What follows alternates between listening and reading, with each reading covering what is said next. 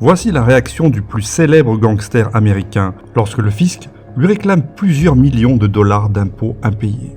Ironie de l'histoire, c'est pourtant bien pour fraude fiscale qu'il sera incarcéré en 1931.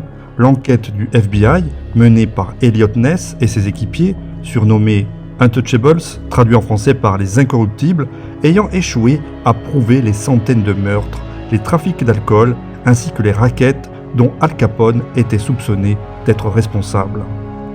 Lors du procès du gangster, un dénommé Frank Wilson, agent spécial du service d'enquête du fisc fédéral, l'IRS, craint pour sa part que les avocats de la défense demandent et obtiennent que la pièce principale du dossier d'accusation, à savoir un livre de comptes, soit déclarée irrecevable à cause d'un délai de prescription.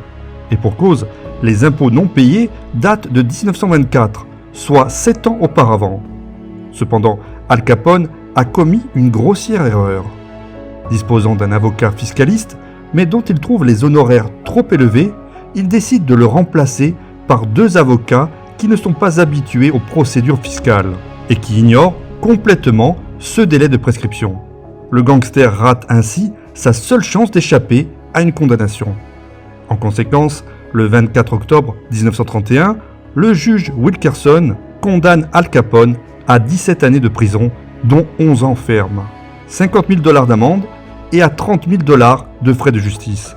Le 19 août 1934, il est transféré en détention à la prison fédérale d'Alcatraz et mis au cachot après avoir tenté de soudoyer un gardien.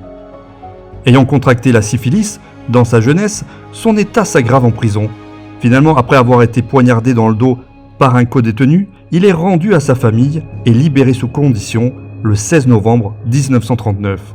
Le 21 janvier 1947, dans sa propriété de Miami Beach, Al Capone est victime d'une apoplexie qui lui fait perdre connaissance. Il meurt 4 jours plus tard d'un arrêt cardiaque. En mars 1950, ses cendres sont finalement transférées au cimetière Mount Carmel, près de Chicago, où il repose désormais en compagnie de nombreux gangsters.